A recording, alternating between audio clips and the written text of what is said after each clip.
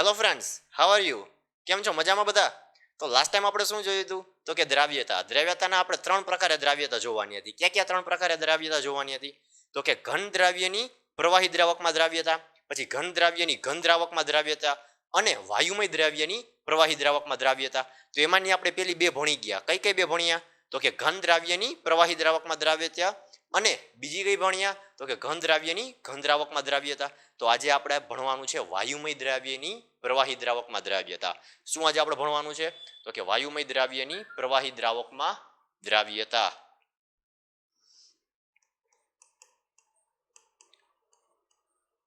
વાયુમય દ્રાવ્યની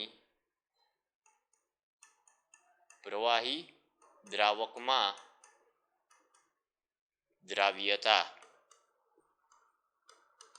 okay, શું ભણવાનું છે? વાયુમય દ્રાવ્યની પ્રવાહી દ્રાવકમાં દ્રાવ્યતા. તો એક વસ્તુ યાદ રાખજો કે વાયુમય દ્રાવ્ય છે અને દ્રાવક કેવું છે? તો કે પ્રવાહી. કેવું છે? પ્રવાહી. તો દ્રાવણ કેવું બનશે? દ્રાવક પ્રવાહી છે. દ્રાવક તો દ્રાવણ કેવું બને? એ પણ પ્રવાહી જ બને. કેવું બને? કારણ કે દ્રાવક જ પ્રવાહી છે અને આપણે ખબર છે કે જેવી દ્રાવકની ભૌતિક પરિસ્થિતિ એવી જ દ્રાવણની ભૌતિક પરિસ્થિતિ. ઓકે, તો હાલ આપણે શું કરવાનું છે? તો કે વાયુમય દ્રાવ્યને લેવાનો છે અને એને ઓગાળવાનો છે પ્રવાહીની અંદર. બરાબર? એટલે ફોર એક્ઝામ્પલ હું તમને કહું તો કે પાણી બને છે. પાણી બરાબર છે. તો એ ઉદાહરણ કેનું છે? હાઇડ્રોજન વાયુ અને ઓક્સિજન વાયુનું. તો એની અંદર બે વાયુ છે, પણ આ આપણે કેનું લેવાનું છે? એક પ્રવાહી અને એક વાયુ લેવાનું. તો એમ કહેવાય કે સપોઝ કે ફોર એક્ઝામ્પલ ઇથેનોલ લઈ લ્યો તો એ એક પ્રકારનું શું છે? પ્રવાહી છે. બરાબર છે. ઇથેનોલ શું છે? પ્રવાહી છે. પણ એની અંદર તમે નાખો એમોનિયા, H2S, તો એ બધા શું થયા? વાયુ થયા. ઇથેનોલ પ્રવાહી થયું, પણ એની અંદર H2S, એમોનિયા, એ બધા શું થયા? ગેસ થયા. તો ટૂંકમાં એવા પદાર્થો, એવા દ્રાવણ આપણે એવા પદાર્થોને ભેગા કરીને દ્રાવણ બનાવવાનું છે કે જેની અંદર દ્રાવક તરીકે કોણ હશે? તો કે પ્રવાહી. અને દ્રાવ્ય તરીકે કોણ હશે? તો કે વાયુ. સમજાય છે શું કહેવા માંગુ છું? ચાલો તો આપણે સ્ટેપ બાય સ્ટેપ આગળ વધીએ.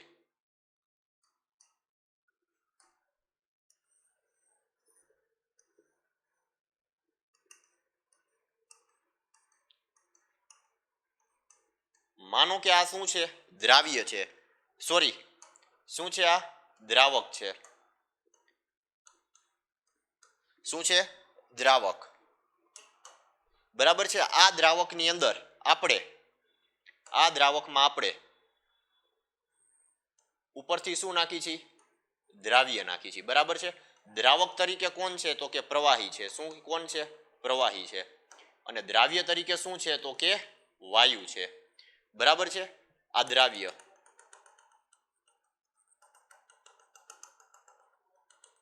આ શું છે? વાયુ છે. હવે આ વાયુ આ નીચે દ્રાવક પ્રવાહી સાથે ભેગો થશે, મિક્સ થશે. શું થશે? મિક્સ થશે અને શું બનાવશે? દ્રાવણ. તો ચાલો આપણે એટલી વસ્તુની તો ખબર પડી ગઈ ને. કઈ કઈ વસ્તુની આપણે ખબર પડી? કે આપણે દ્રાવક તરીકે કોણ લઈ છીએ? પ્રવાહી લઈ છીએ. ને દ્રાવ્ય તરીકે કોણ લઈ છીએ? તો કે વાયુને લઈ છીએ. તો હવે એ બંનેને આપણે મિક્સ કરશું. હવે એ બંનેને મિક્સ કરી દેશું એટલે આપણે શું બની જશે? પ્રવાહી દ્રાવણ. કેવું દ્રાવણ? દ્રાવણ તો બની ગયું, પણ કેવું? પ્રવાહી. બરાબર છે. તો હવે આ પ્રવાહી દ્રાવણ બની ગયું, તો આ દ્રાવણ ઉપર શેની અસરો થાય છે એ આપણે જોવાની છે. આ દ્રાવણ બનવા પાછળ કયા કયા પરિબળ આધારિત છે? દ્રાવ્ય અને દ્રાવકનો સ્વભાવ છે. આ દ્રાવણ ઉપર તાપમાનની અસર કંઈક જોવા મળે છે. આ દ્રાવણ બનવા માટે દબાણની અસર કંઈક જોવા મળે છે. તો હવે આપણે સ્ટેપ બાય સ્ટેપ આગળ વધીએ. તો એક મિત્રો વસ્તુ યાદ રાખજો કે અચળ તાપમાને અને દબાણે આપેલ પ્રવાહી દ્રાવકમાં અચળ તાપમાને અને દબાણે આપેલ પ્રવાહી દ્રાવકમાં વાયુમય દ્રાવ્યનો અચળ તાપમાને અને દબાણે આપેલ પ્રવાહી દ્રાવકમાં વાયુમય દ્રાવ્યનો મહત્તમ જથ્થો ઓગળેલો હોય ત્યારે તે વાયુની દ્રાવ્યતા કહેવામાં આવે છે. સમજાણું શું કહેવા માંગુ છું? સાવ સિલી એક્ઝામ્પલ છે, કાંઈ નથી. આપેલ તાપમાને અને દબાણે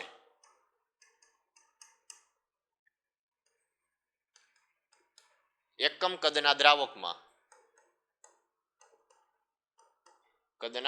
દ્રાવકમાં દ્રાવ્યનો વાયુમય દ્રાવ્યનો કેવો વાયુમય દ્રાવ્ય છે ને, વાયુમય દ્રાવ્યનો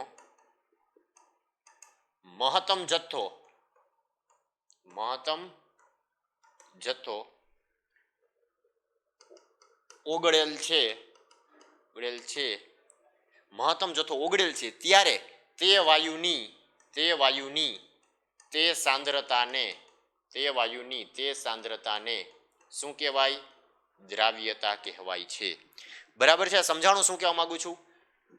હાવ એટલે સાવ સિમ્પલમાં સિમ્પલ છે કે આપેલ તાપમાન અને દબાણ, અહીંયા કંઈક તાપમાન આપેલું હશે, અહીંયા કંઈક તાપમાન અને કંઈક દબાણ હશે, તો આપેલ તાપમાને અને દબાણે એકમ કદના દ્રાવકમાં, આપેલ તાપમાન અને દબાણે એકમ કદના દ્રાવકમાં ઓગાળેલ વાયુમય દ્રાવ્યનો મહત્તમ જથ્થો તે વાયુની દ્રાવ્યતા કહેવામાં આવે છે. તો હવે આ દ્રાવ્યો અને દ્રાવક થી બનતા સમાંગ મિશ્રણ, એટલે કે આ સમાંગ મિશ્રણ બની ગયું. દ્રાવ્યો અને દ્રાવકથી બનતા પ્રવાહી દ્રાવણનું સમાંગ મિશ્રણ, એ મિશ્રણની અંદર કયા પરિબળ આધારિત છે, એ મિશ્રણને કયા પરિબળ આધારિત છે એ આપણે જોવાની છે. જેમ કે તાપમાનની અસર અને દબાણની અસર. એ પહેલા જે આ દ્રાવ્યતા છે ને, એ દ્રાવ્યતા એના સ્વભાવનું પરિબળ છે, એ એક આપણે સાબિત કરવાનું છે. આપણે જે આ દ્રાવ્યતા થાય છે ને, એ કેના ઉપર આધારિત રહ્યો? દ્રાવ્ય અને દ્રાવકમાં ને. હવે આ દ્રાવ્ય છે, દ્રાવ્ય એ એમ કહી દે કે ભાઈ મારે આ પ્રવાહી દ્રાવકમાં ઓગળવું નથી, શું કરી લેશું આપણે? કયો સમજાય છે શું કહેવા માંગુ છું? કે સપોઝ કે આ દ્રાવ્ય છે, એમ કહી દેશે ભાઈ મારે આ પ્રવાહી દ્રાવકમાં ઓગળવું જ નથી, તો આપણે શું લેશું? આપણે કાંઈ ન થાય આપણાથી ને. તો એનો મતલબ એમ છે કે દ્રાવ્ય છે ને એ એના સ્વભાવ ઉપર આધારિત છે, એવી રીતે દ્રાવક છે ને એ એના સ્વભાવ ઉપર આધારિત છે. તો એનો મતલબ કે જેવો સ્વભાવ દ્રાવ્યનો હોય ને એવો જ સ્વભાવ દ્રાવકનો હોવો જોઈએ, તો જ બે એકબીજાને ગમે ને. એકબીજાને ગમે તો જ એકબીજાનું મિલન થઈને મિશ્રણ બનશે. સમજાય છે શું કહેવા માંગુ છું? તો દ્રાવ્યને દ્રાવક ગમવું જોઈએ, દ્રાવકને દ્રાવ્ય ગમવું જોઈએ. કહેવાનો મતલબ એમાં છે કે દ્રાવ્યતા થવા માટે દ્રાવ્ય અને દ્રાવક બે એકબીજાના સ્વભાવ ઉપર આધારિત છે. બરાબર છે? તો દ્રાવ્યતા એક પ્રકારે દ્રાવ્ય અને દ્રાવકના સ્વભાવનું પરિબળ છે, આમ પણ આપણે કહી શકીએ. જેમ કે H2O2 અને N2 આ ત્રણેય વાયુ છે ને, આ ત્રણેય વાયુ H2O2 અને N2 આ શું છે? વાયુમય દ્રાવ્ય છે. કે જ્યારે આ ત્રણેય વાયુમય દ્રાવ્યો ક્યારેય પાણી છે ને, પાણી H2O એમાં ઓગળતા નથી. આ જે ત્રણેય દ્રાવ્ય છે ને, આ વાયુમય દ્રાવ્ય ક્યારેય પાણીમાં ઓગળતા નથી, પણ ઇથાઇલ આલ્કોહોલમાં ઓગળી જાય છે. તો આના ઉપરથી ખબર પડી ને કે જે આ દ્રાવ્ય છે, દ્રાવ્ય ઈ એના સ્વભાવનું પરિબળ છે. કેનું પરિબળ છે? તો કે સ્વભાવનું. દ્રાવ્યનો સ્વભાવ એવો છે કે ભાઈ મારે આલ્કોહોલમાં જ ઓગળવું છે. દ્રાવ્યનો સ્વભાવ કેવો છે? દ્રાવ્યનો સ્વભાવ તો કે એવો છે કે ભાઈ મારે કેમાં ઓગળવું છે? તો કે આલ્કોહોલમાં. કેની અંદર ઓગળવું છે? તો કે આલ્કોહોલમાં. તો એનો મતલબ એમ થયો ને કે દ્રાવ્યનો સ્વભાવ જ છે આલ્કોહોલમાં ઓગળવાનો. એવી જ રીતે આ આલ્કોહોલનો સ્વભાવ શું છે? તો કે આ ત્રણ દ્રાવ્યને પોતાની અંદર ઓગાળવાનો. એવી જ રીતે H2S અને NH3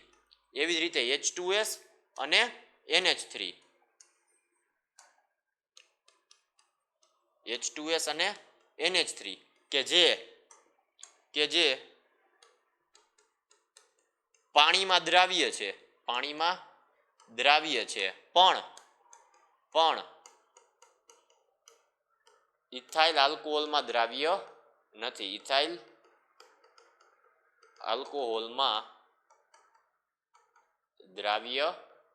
નથી. તો આના ઉપરથી શું ખબર પડી? કે દ્રાવ્ય અને દ્રાવક એકબીજાના સ્વભાવ ઉપર આધારિત છે. બંનેનો સ્વભાવ મેચ થતો હોય ને તો એક વસ્તુ હું તમને સમજાવું. આપણે મેરેજ તો મેરેજ કરવા પહેલા આપણે શું કરીએ કે ભાઈ મેલ અને ફિમેલ બંનેનો સ્વભાવ ચેક કરીએ ને, બે એકબીજાનો નેચર ચેક કરે. ખબર છે? પહેલી મીટિંગ થાય એટલે બે એકબીજા સાથે વાતચીત કરવા જાય. તો એ વાતચીતમાં શું હોય કે ભાઈ એકબીજાના નેચર ઉપર ડિસ્કસ કરતા હોય કે ફ્યુચરમાં બંનેને એકબીજા સાથે ભળવાનું છે, કંઈ પ્રોબ્લેમ નથી થવાનો. તો એવી જ રીતે આ એ જ પ્રકારનું છે કે દ્રાવ્ય અને દ્રાવક એકબીજાના નેચર ઉપર ડિપેન્ડિંગ છે, સ્વભાવ ઉપર ડિપેન્ડ કરે છે. બંનેનો સ્વભાવ એકબીજા સાથે મેચ થશે તો દ્રાવણ મસ્ત એવું બનાવશે.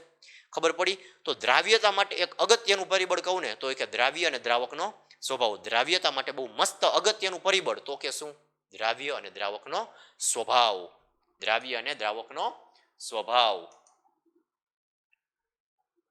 ચાલો એક આપણે બેકગ્રાઉન્ડ ચેન્જ કરીએ. આમાં બહુ જામતો નથી, આમાં જમાડી. બરાબર છે?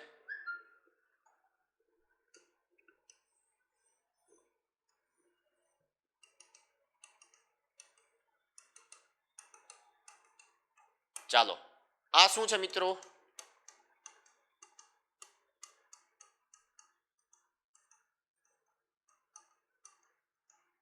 આ શું છે?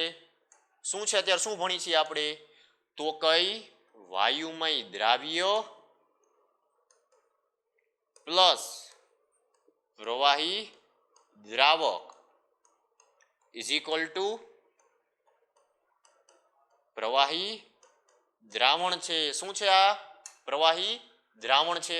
અને આ પ્રવાહી દ્રાવણની અંદર ઉપરના આપણે શું કહી છીએ દર વખતે જો હું વ્યાખ્યા બોલું છું ને ત્યારે એક વસ્તુ બહુ સ્પષ્ટતાથી બોલું છું કે આપેલ દ્રાવ્યનો મહત્તમ જથ્થો ઓગળેલો છે. શું ઓગળેલું છે? મહત્તમ જથ્થો. એનો મતલબ કે પૂરેપૂરો નથી ઓગળેલો, કારણ કે ક્વોન્ટિટી જેટલી એ લોકો લેતા હોય કે પૂરેપૂરો નથી ઓગળેલો. શું ઓગળેલો છે? મહત્તમ જથ્થો. તો આ શું છે? ઓગળ્યા વિનાનો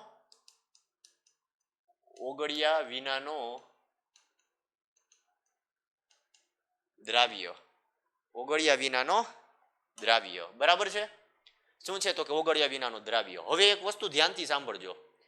આ બીકર આપેલું છે. હવે એમ કે ભાઈ આના ઉપર તાપમાનની અસર બતાવો. કેની અસર બતાવો? તો કે તાપમાનની અસર. તો હાલો આપણે તાપમાનની અસર બતાવી દઈએ ને.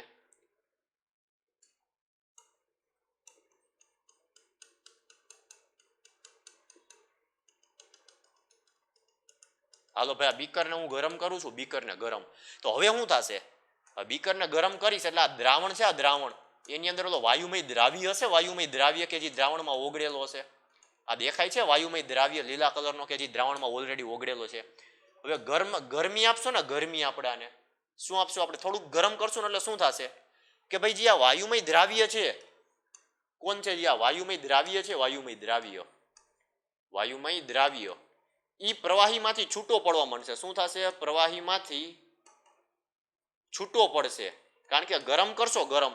હવે એક વસ્તુ આપણે વિચારીએ, આપણે પાણી છે, પાણીને ગરમ કરી એટલે પાણીની અંદરથી શું થાય છે ખબર? આમ ઢાંકી દેજો, ડીશને છે ને ઢાંકી દેજો. તપેલું હોય ને શિયાળામાં આપણે જનરલી બધા મીડિયમ ક્લાસ ફેમિલી વાળા આપણે શું કરતા? આપણે ભાઈ બધાની ઘરે ભાઈ શું હોય કે ભાઈ ગરમ પાણી માટે ફૂલ ફેસિલિટી નથી હોતી.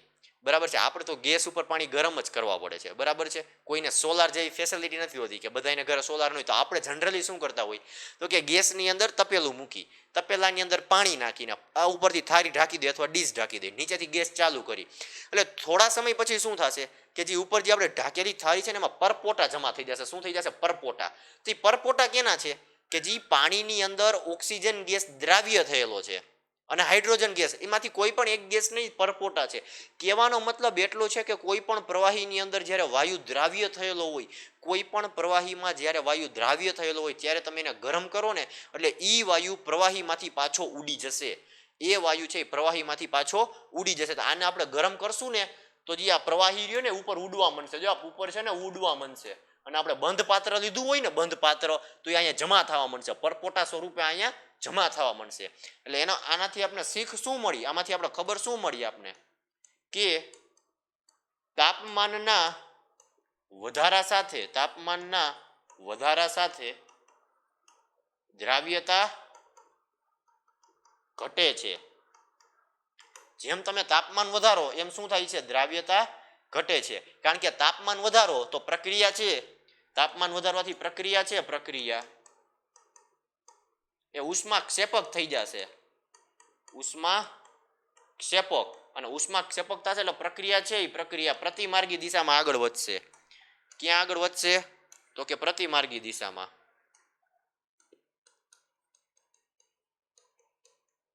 પ્રક્રિયા પ્રતિમાર્ગી દિશામાં આગળ ખસશે. એનો મતલબ કે નિપજ છે ત્યાંથી પ્રોડક્ટ છે આપણી આ નિપજ ત્યાંથી રિએક્ટન્ટ એટલે કે પ્રક્રિયા તરફ આગળ વધશે. એટલે કે જે આપણી દ્રાવ્યતા થઈ હતી દ્રાવ્યતામાં ઘટાડો જોવા મળશે. સિમ્પલ એક વસ્તુ છે યાર, હાવ એટલે સાવ સિમ્પલમાં સિમ્પલ એક કન્સેપ્ટ છે કે તમે પાણીની અંદર ગેસ ઓગાળ્યો, પાણી છે એની અંદર તમે વાયુ ઓગાળ્યો, તો હવે એ વાયુ ક્યાં સુધી ઓગળેલો રહેશે? કે એમનો નોર્મલ પરિસ્થિતિ રૂમ ટેમ્પરેચર સુધી ઓગળેલો રહેશે. હવે તમે એને નીચેથી જેવો ગરમ કરો છો ગરમ, તો વાયુની તો પ્રકૃતિ છે ને કે વાયુને ગરમ કરો એટલે ડાયરેક્ટલી વરાળ સ્વરૂપે ઉડી જાય. વિચાર કરો, ઉનાળો હોય, ઉનાળો ત્યારે દરિયા પાણી ટૂંકમાં નદી એની અંદરથી વરાળ સ્વરૂપે પાણી છે ને ઉપર જતું હોય તો શું કામ થાય છે? કારણ કે એનર્જી સૂર્યપ્રકાશની જે એને સનલાઇટ મળે છે એ બહુ હાઈ હોય છે. ઉનાળાની અંદર 40 થી 45 ડિગ્રી જેટલું તાપમાન વયું જાય છે. તો એ પાણીને ગરમ કરે છે ને એની અંદરથી ને ગેસને વરાળ સ્વરૂપે બહાર કાઢે છે. આ વાદળા છે એ વાયુના તો બનેલા છે, હવે વાદળાને ઠંડા કરશું આપણે, ઠંડા એટલે પાણી વરસાવશે, એનો મતલબ કે વાયુને ઠંડો કરશું તો પ્રવાહી સ્વરૂપે વરસશે, બરાબર છે ને, ગરમ કરશું તો વરાળ સ્વરૂપે દૂર થઈ જશે. સમજાય છે શું કહેવા માંગુ છું? તો કાંઈ નથી કે પાણી છે, પાણી આપણું આ દ્રાવણ છે, દ્રાવણને આપણે થોડીક એવી હીટ આપી, દ્રાવણને આપણે શું કર્યું, થોડીક એવી હીટ આપી, હીટ. તો આ શું કર્યું કે આની અંદર જે દ્રાવ્ય થયેલો હતો એ દ્રાવ્ય છે એ ડાયરેક્ટ હવામાં ઉડી ગયો. ક્યાં ઉડી ગયો? હવામાં. તો દ્રાવ્ય હવામાં ઉડી ગયો તો દ્રાવ્યતા શું થઈ? દ્રાવ્યતામાં ઘટાડો થયો, તાપમાનના વધારા સાથે દ્રાવ્યતા ઘટી. ખબર પડે છે શું કહેવા માંગુ છું? તમે તાપમાનનો તો વધારો કરી દીધો પણ દ્રાવ્યતાને ક્યાં બિચાડીને બેહાડી દીધી? હાવ એટલે હું તળિયે બેસાડી દીધી, ઘટાડી દીધી દ્રાવ્યતા. ખ્યાલ પડે છે શું કહેવા માંગુ છું? દ્રાવ્યતા સાવ ઘટી ગઈ. સાવ એટલે સાવ. એટલે એનો મતલબ કે વાયુમય દ્રાવ્યની પ્રવાહી દ્રાવકમાં દ્રાવ્યતા તાપમાનના વધારા સાથે શું થાય છે? ઘટે છે. વાયુમય દ્રાવ્યની પ્રવાહી દ્રાવકમાં દ્રાવ્યતા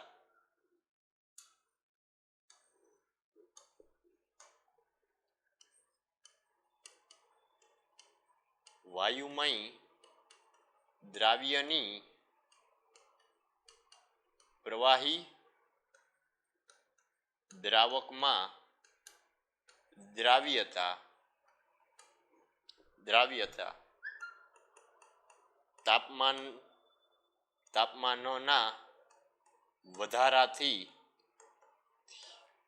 દ્રાવ્યતામાં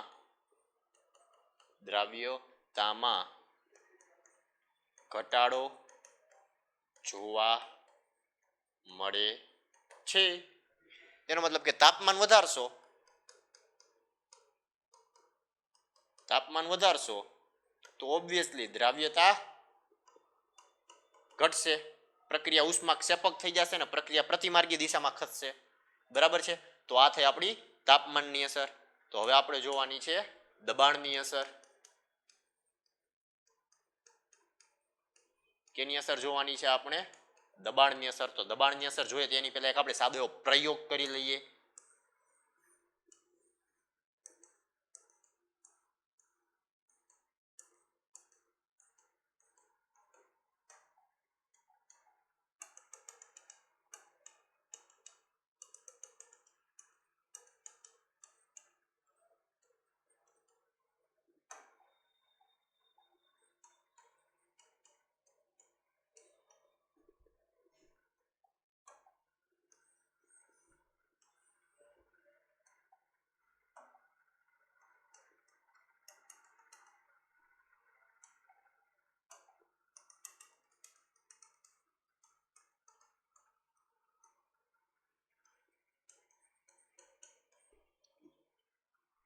ચાલો, પ્રયોગ દોરાઈ ગયો છે. હવે આપણે સમજીએ કે આ વાયુમય આ પ્રવાહી દ્રાવક છે. કેવું છે?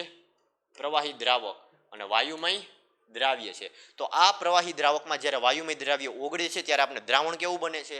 તો કે પ્રવાહી દ્રાવણ બને છે. તો હવે વિચારો, હવે એક વસ્તુ વિચારો, આ સિમ્પલ નોર્મલ પ્રક્રિયા થાય છે. કેવી પ્રક્રિયા થાય છે? આ નોર્મલ પ્રક્રિયા.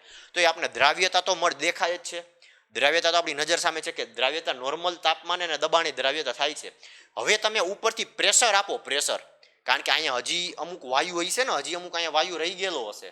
બધો વાયુ તો ઓગળશે નહીં, બધો વાયુ તો નહીં ઓગળે. તો હવે તમે એને ઉપરથી પ્રેશર આપશો ને, પ્રેશર, તો આ જે વાયુ છે ને એ ઝડપથી ને પ્રવાહીમાં ભળશે. જે વાયુને પ્રવાહીમાં ભળવાની જે ગતિ હતી ને, ગતિ વધી જશે. એની જે ગતિ ઉર્જા હતી, ગતિ ઉર્જામાં વધારો જોવા મળશે. જેથી દબાણનો વધારો કરશો ને તમને દ્રાવ્યતાની અંદર પણ વધારો જોવા મળે. સાવ સિમ્પલ કન્સેપ્ટ છે ને, આમાં કાંઈ અઘરું છે? એક વસ્તુ વિચારો, કાંઈ અઘરું છે કે તમે ઉપરથી થોડું કેવું પ્રેશર મૂકો, થોડું કેવું પ્રેશર, તો આ વાયુના જે અણુઓ છે, વાયુના અણુઓ ડાયરેક્ટ પ્રવાહીની અંદર શું કહે, ડાયરેક્ટ પ્રવાહીની અંદર ફ્લો જશે, આખો એક યારે ફ્લો જશે. તો ડાયરેક્ટ પ્રવાહીમાં એકી સાથે મિક્સ થશે. મિક્સ તો શું થશે કે દ્રાવ્યતાની અંદર બહુ વધારો જોવા મળશે. શું જોવા મળશે? દ્રાવ્યતામાં વધારો. તો સિમ્પલ વ્યાખ્યા આપી કે જ્યારે આપેલ પ્રવાહી દ્રાવકમાં વાયુમય દ્રાવ્યનો મહત્તમ જથ્થો ઓગળેલો છે ત્યારે દબાણ વધારવાથી વાયુમય દ્રાવ્યની પ્રવાહી દ્રાવકમાં દ્રાવ્યતામાં વધારો જોવા મળે છે. આપેલ તાપમાને અને દબાણે નો કહેવાય, આપેલ તાપમાને જ કહેવાય કે આપેલ તાપમાને પ્રવાહી દ્રાવકમાં વાયુમય દ્રાવ્યનો મહત્તમ જથ્થો ઓગળેલો છે. હવે જ્યારે તમે દબાણનો વધારો કરશો, ઉપરથી દબાણ, આંશિક દબાણ એનું વધારશો, ત્યારે વાયુમય દ્રાવ્યની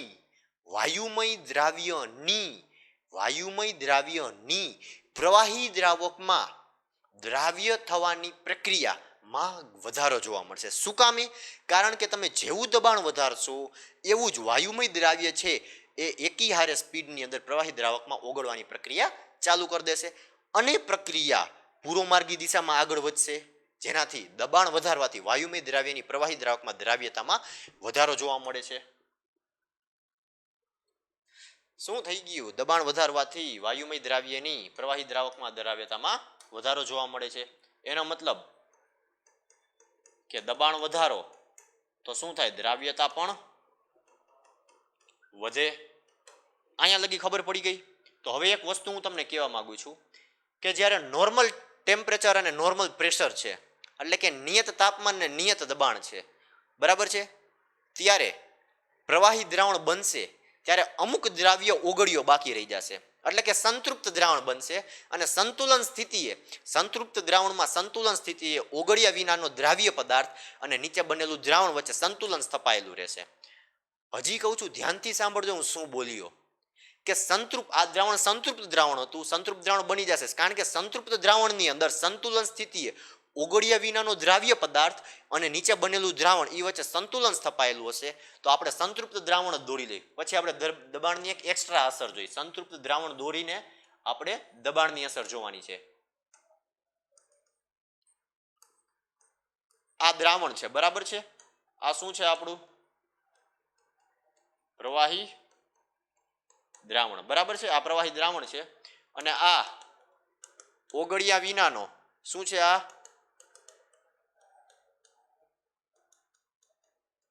ઓગળ્યા વિનાનો દ્રાવ્ય પદાર્થ, એટલે કે જે આ દ્રાવ્ય ઓગળ્યો નથી, તો એનો મતલબ કે આ દ્રાવ્ય અને દ્રાવણ વચ્ચે સંતુલન સ્થપાયેલું છે.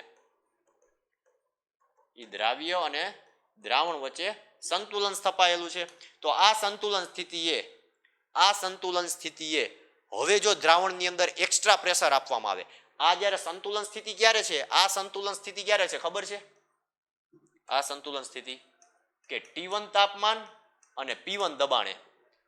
આ જે સંતુલન સ્થિતિ છે ને, આ સંતુલન સ્થિતિ એ T1 તાપમાને અને P1 દબાણે છે. કઈ? એટલે કે તાપમાને એ નોર્મલ છે અને દબાણ એ નોર્મલ છે, પણ તાપમાન નોર્મલ જ રાખું. હું ધ્યાનથી સાંભળજો શું કહું છું, કે તાપમાન છે, તાપમાન એ નોર્મલ રાખું અને દબાણ છે એ P1 થી લઈને P2 તરફ લઈ જાઓ. એટલે કે દબાણની અંદર મેં વધારો કર્યો ને, દબાણને P1 થી લઈને P2 સુધી લઈ જાઓ. એટલે હવે શું જોવા મળશે એ જોવો. હવે એક મેજિક જોવા મળશે. શું જોવા મળશે? મેજિક.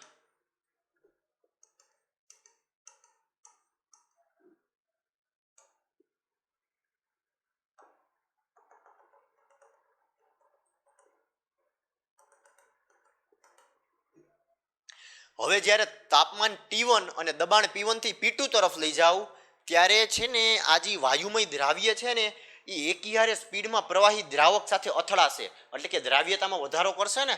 આ જે વાયુમય દ્રાવ્ય છે એકીહારે પ્રવાહી દ્રાવકની સપાટી સાથે અથડાશે. એટલે આનો મતલબ શું કહે કે દબાણ વધારો ને દબાણ, તો જે આ વાયુની સપાટી હતી ને, વાયુની સપાટી, આ જે વાયુની સપાટી, એની સપાટીની અંદર શું થાય કે વાયુનો ઘટાડો થાય. તો વાત બરાબર જ છે ને, કે તમે દબાણ આપશો ઉપરથી ને તો આ વાયુની સપાટીમાં ઘટાડો થશે. પણ ધ્યાનથી સાંભળજો શું કહું છું, કે આ વાયુને તમે દબાણ આપશો એટલે ત્યાંથી તો વાયુ ઓલરેડી ઓછા થવાના જ છે.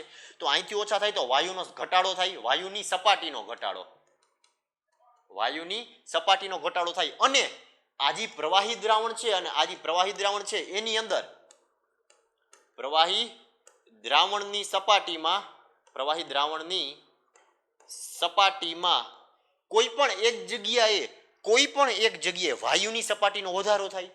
આ પ્રવાહી દ્રાવણની સપાટી છે ને, આટલી પ્રવાહી દ્રાવણની સપાટી, આટલી જે પ્રવાહી દ્રાવણની સપાટી છે એ પ્રવાહી દ્રાવણની સપાટીમાં, આ જે પ્રવાહી દ્રાવણની સપાટી છે, આ પ્રવાહી દ્રાવણની સપાટીમાં જ્યારે ઉપરથી વાયુ પ્રેશર આવશે, પ્રેશર, તો કોઈ પણ એક જગ્યાએ વાયુનો વધારો થશે.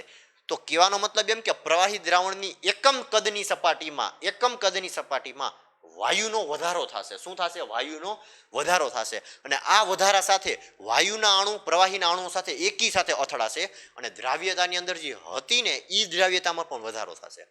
જે નોર્મલ દ્રાવ્યતા હતી ને વિદ્યાર્થી મિત્રો, એ દ્રાવ્યતાની અંદર પણ 110% વધારો થશે. ધ્યાનથી સમજજો, જે દ્રાવ્યતા નોર્મલી આપણી પાસે હતી એ દ્રાવ્યતાની અંદર પણ એકી સાથે સ્પીડમાં વધારો જોવા મળશે. બરાબર છે. તો આના ઉપરથી આપણે શું સમજાણું કે દબાણની અસર, કે વાયુમય દ્રાવ્યની પ્રવાહી દ્રાવકમાં દ્રાવ્યતા દબાણના વધારા સાથે વધે છે. તો આ ટોપિક આપણો અહીંયા પૂરો થાય છે. શું ટોપિકનું આપણું હેડિંગ હતું કે વાયુમય દ્રાવ્યની પ્રવાહી દ્રાવકમાં દ્રાવ્યતા. તો એક વખત રિવિઝન કરી લે વાયુમય દ્રાવ્યની પ્રવાહી દ્રાવકમાં દ્રાવ્યતા, કે અચળ તાપમાને અને દબાણે જ્યારે પ્રવાહી દ્રાવકની અંદર વાયુમય આપેલ તાપમાને અને દબાણે જ્યારે પ્રવાહી દ્રાવકમાં વાયુમય દ્રાવ્યનો મહત્તમ જથ્થો ઓગળેલો હોય ત્યારે તે વાયુની તે સાંદ્રતાને દ્રાવ્યતા કહેવામાં આવે છે. હવે જ્યારે વાયુમય દ્રાવ્ય અને પ્રવાહી દ્રાવકથી બનતા સમાંગ મિશ્રણની અંદર જો આપણે અમુક પરિબળોની વાત કરી, જેમ કે દ્રાવ્ય અને દ્રાવકનો સ્વભાવ, તો કે દ્રાવ્ય અને દ્રાવકનો સ્વભાવ એકબીજાને ગમતો હોવો જોઈએ. જો એકબીજાને મેચ થાય એ બંનેનો સ્વભાવ, તો શું દ્રાવ્યતા આપને ઝડપથી થાય. જેમ કે H2O2 અને N2 છે, જો પાણી સાથે સ્વભાવમાં મેચ નથી થતા પણ ઇથાઇલ આલ્કોહોલ સાથે મેચ થઈ જાય છે. એટલે કે H2O2 અને N2 ઇથાઇલ આલ્કોહોલમાં દ્રાવ્ય છે પણ પાણીની અંદર દ્રાવ્ય નથી. એવી જ રીતે NH2 અને H2S કે જે પાણીની અંદર દ્રાવ્ય નથી, અને પાણીમાં દ્રાવ્ય છે પરંતુ ઇથાઇલ આલ્કોહોલમાં દ્રાવ્ય નથી. પછી આપણે તાપમાનની અસર જોઈતી કે વાયુમય દ્રાવ્યની પ્રવાહી દ્રાવકમાં દ્રાવ્યતા તાપમાનના વધારા સાથે ઘટે છે, કારણ કે પ્રક્રિયા ઉષ્મા ક્ષેપક દિશામાં થઈ જશે. અને તમને ખબર જ છે કે જો પ્રવાહીની અંદર વાયુ ઓગાળો તો એને ગરમ કરતો વાયુ છે એ પ્રવાહીની સપાટી છોડીને હવામાં ઉડી જશે. તો એનો મતલબ કે આપેલ તાપમાને અને દબાણે જ્યારે વાયુમય દ્રાવ્યની પ્રવાહી દ્રાવકમાં દ્રાવ્યતાની વધારાનો વાત કરવામાં આવે ત્યારે જો નોર્મલ ટેમ્પરેચર કરતાં આપણે એક્સ્ટ્રા ટેમ્પરેચર આપી, નોર્મલ ટેમ્પરેચર કરતાં એક્સ્ટ્રા ટેમ્પરેચર એટલે કે તાપમાનનો વધારો કરી, તો તાપમાનનો વધારો કરીને તો દ્રાવ્યતામાં ઘટાડો થાય. શું થાય? દ્રાવ્યતામાં ઘટાડો. એવી જ રીતે નોર્મલ ટેમ્પરેચર અને નોર્મલ પ્રેશર કરતાં જો પ્રેશરનો વધારો કરીને તો દ્રાવ્યતામાં વધારો થાય. તો આના ઉપરથી આપણે એક ટ્રીક લખીએ.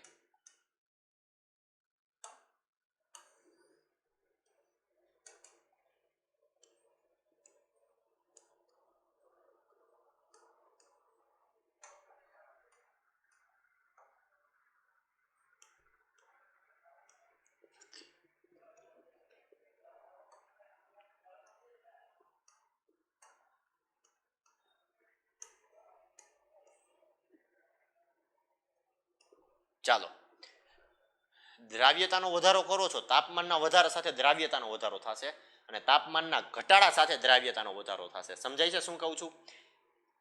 દબાણ છે, દબાણ એના વધારા સાથે દ્રાવ્યતામાં વધારો થશે અને તાપમાનના ઘટાડા સાથે દ્રાવ્યતામાં વધારો થશે. તો આ એક સૂત્ર યાદ રાખવાનું. આ સૂત્ર ઉપરથી અમુક પ્રકારના MCQ પણ સોલ્વ થતા હોય. બરાબર છે. તમને MCQ એમ પૂછ્યું હોય કે નોર્મલી 3 પ્રેશર નોર્મલી 3 તમને વાયુ આપેલા છે અને 3 વાયુમાં તમને એમ પૂછેલું હોય કે આનું તાપમાન, આનું તાપમાન, નાનું તાપમાન XYZ, તો હવે આની અંદર આ વાયુનું તાપમાન વધારું છું તો એની દ્રાવ્યતામાં શું થશે? તો કે ઘટાડો થશે.